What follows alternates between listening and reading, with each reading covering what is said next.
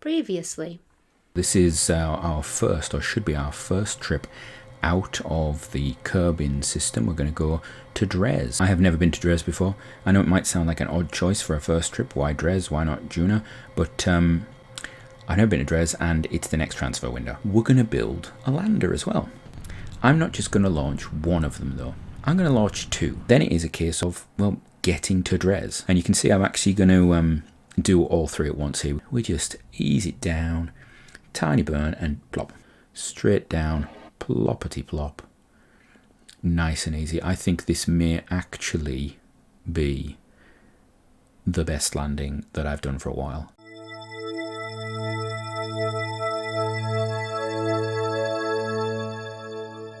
Welcome back to Basics. So this is season 2, this is our third episode.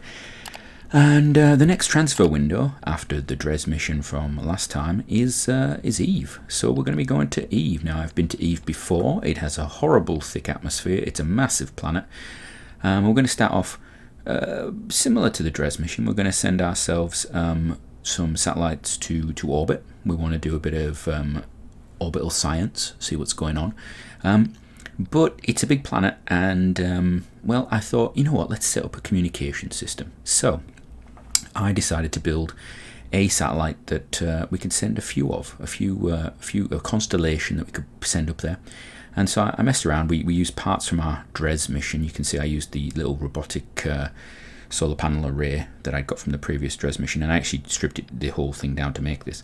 And put that on the side, and then just one of the antennas that were on the side of it. Now, this is where I made the mistake, and I didn't realise this until later on.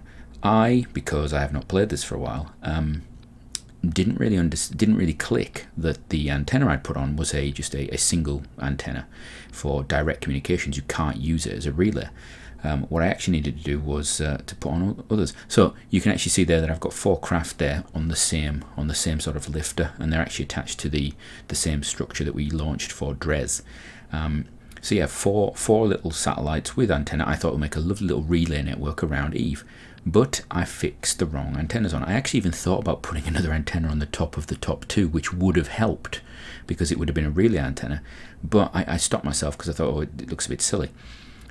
I'm probably going to have to redo what I did with this, and I may do that off camera or on camera, I'm not sure, but you can at least see how it would go. So this setup, of course, we put the fairing on, and they are ready to go. 4 little orbital satellites ready to go to Eve, and then we go Eve, the Eve Express, I believe I called it, or Explorer, Eve Explorer. And so we're on to the next one. This is going to be our lander. So unlike Dres, Eve has an atmosphere, so heat shield is required. It's got a thick atmosphere though, so we can expect that actually it's going to come down quite softly. Again, it's been a while since I've been to Eve, but I have been before, so I know that a heat shield and a parachute will be fine. I've put on to the top of this one of those large transmitters. Now, I wasn't actually planning on using it for this because in my head, we're actually going to use the, you can see I put the landing legs on, which, yeah, that's debatable. In my head, I actually thought we'll use short range antennas, which I've put on the side of the craft. And that long range one is just a backup. As it is, I'm actually really glad I did put it on. Otherwise, this mission would have been a complete scrub. And again, we're using the same lifting body that we've used for Dres and for the Sentinel missions. And all we've done is just change the payload on it. Yeah. So that's what I said a lot about that. So to the launch, I think we're about to go. So I'll put these two side by side so you can actually see what's happening. Both very similar. For some reason, the one on the left has come out darker, the thoroughbred booster, but I don't know why. So we do a standard launch. You can see we come up into a nice thing. I've split the screen there just to show you what both of them are doing. And we do our standard burn, get up into orbit, very nice. Start to do our sort of circularization. At some point, I will have to get rid of the fairings because I'd love to forget that. There we go, so you can now see both of them in their full glory with that nuclear third stage. Unlike the Dres mission, I think I've kept hold of that second stage, and we're actually going to use that second stage for part of our burn to Eve. Okay, so it's giving us that little extra delta V and that little extra, more importantly, the speed of that kick.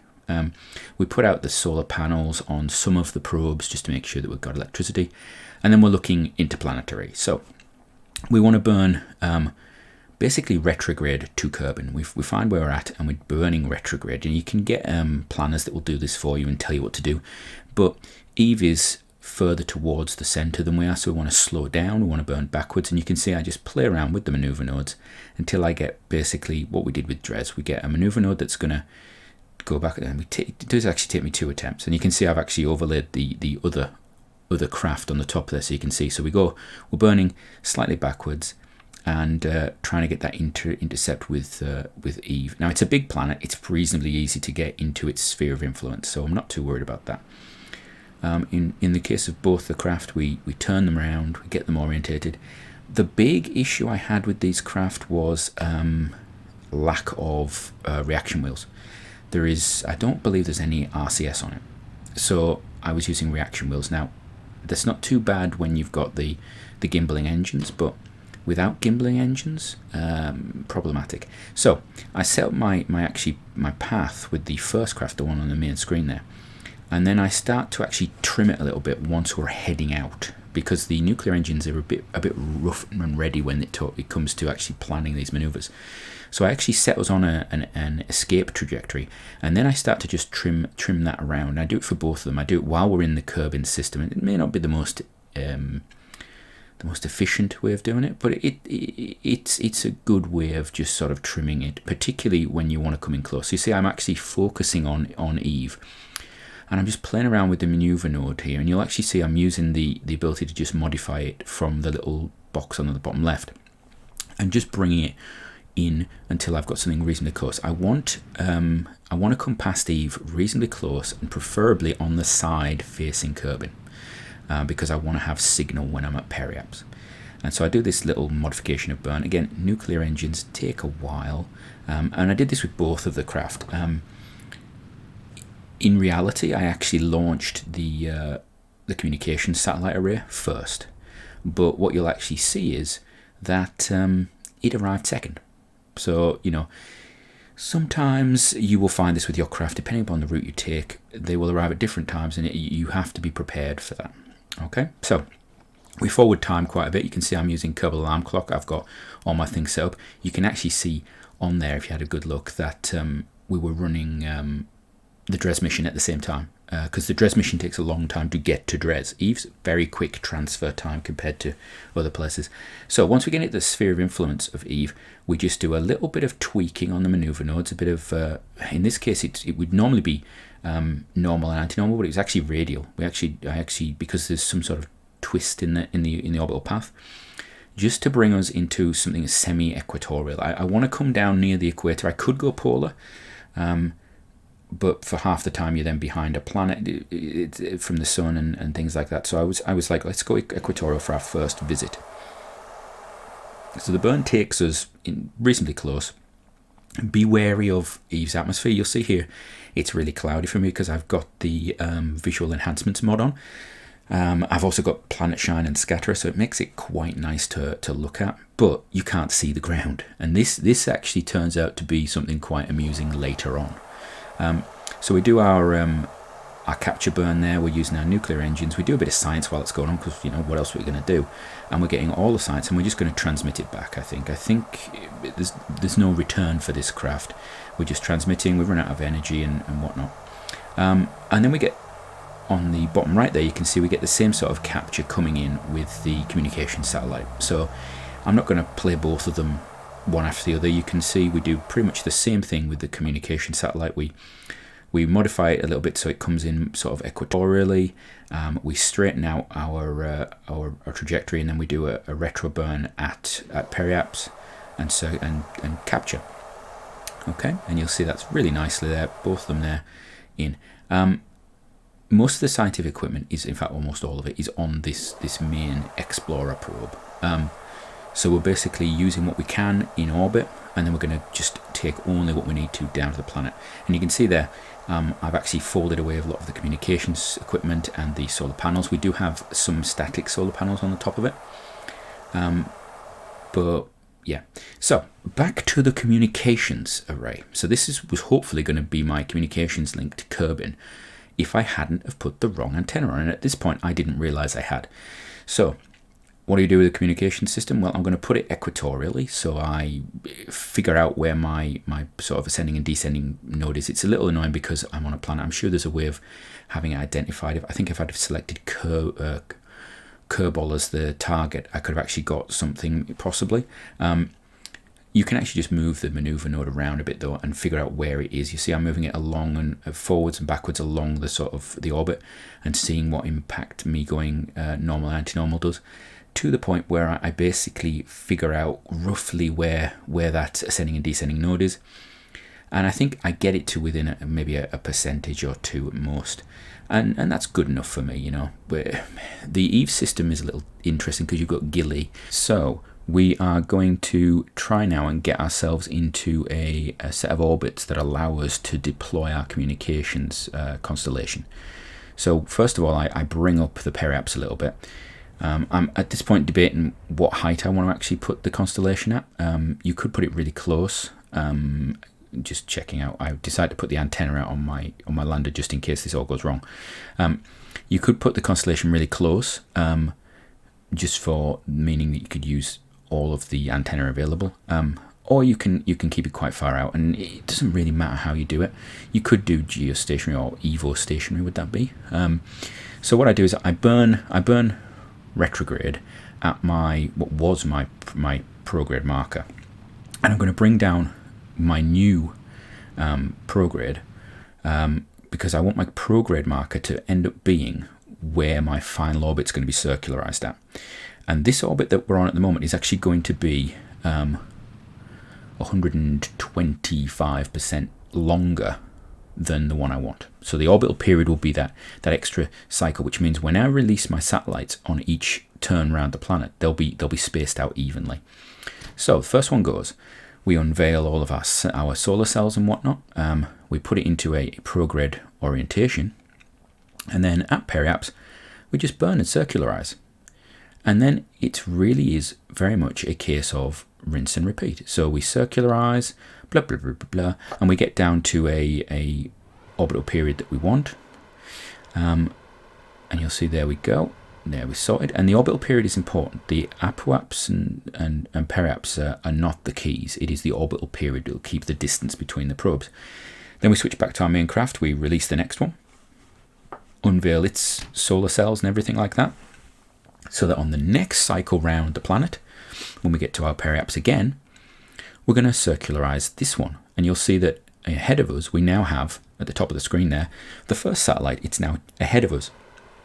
So we're going to bring this one down, and this one's now going to speed off ahead of our original delivery craft. Back at the original craft, we do the same thing. It's a rinse and repeat process. We decouple, and this goes wrong because I packed them too close. So I've just smashed the solar panels off one of them. Luckily, we don't need all of the solar panels. If we did, we'd be having problems right now. If this was out in Elu, where you've got a lack of energy sort of supplied by solar cells, this would be a problem for us. Again, we just repeat. We burn up periaps in prograde position. We bring our orbit down so it's nice and circular. And again, you can now look out onto the map view, which we're going to see in a second. We're going to release the final one. In a minute, you will see on the map screen, and this one is just literally just a rinse and repeat.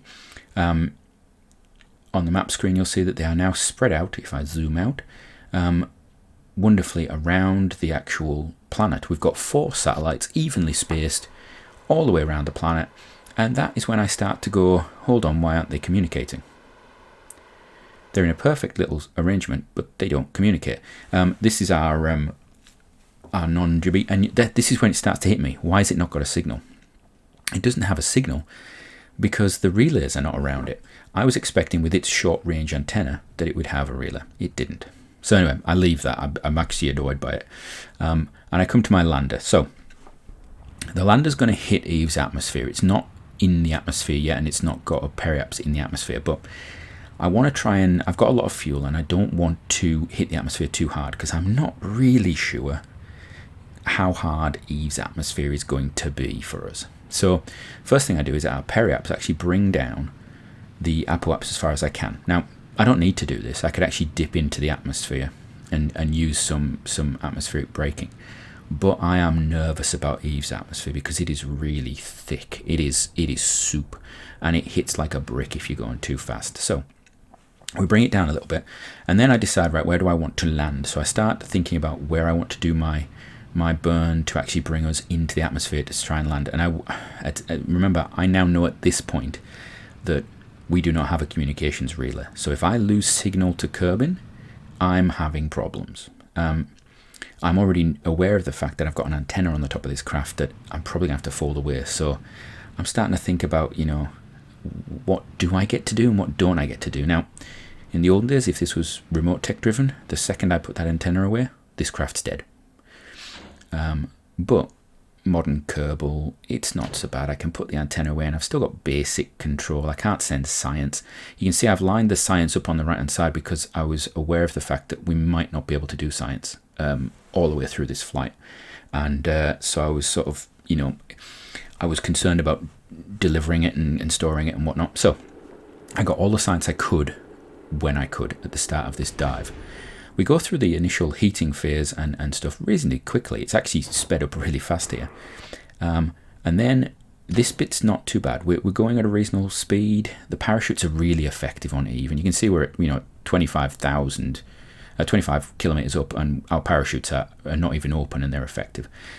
And then we get the boring bit. And if you go to Eve, you will find this, and those that have been to Eve find this.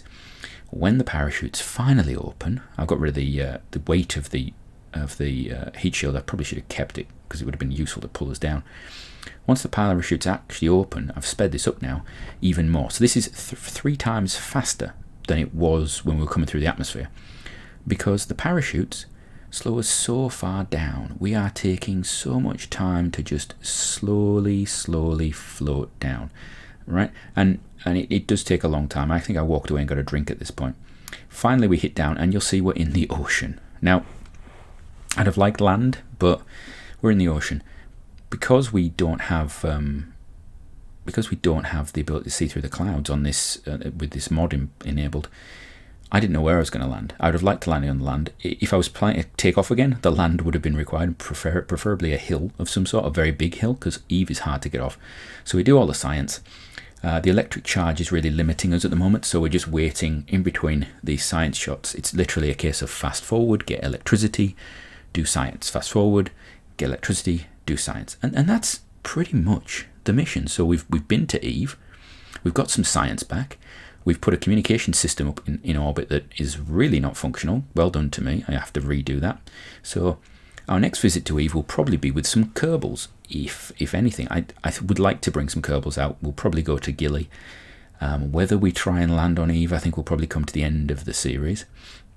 We did get quite a lot of science from this, and it is going to be quite useful going forward. You see I check around at the bottom there, make sure that we've got every single bit of science we can. And we're just sat in the ocean. So while I sort out what science we've got and what we're going to do with it, thank you very much for watching this. A bit of a sort of a mixed episode there, because we had a lovely constellation of satellites, but they're not of any use whatsoever.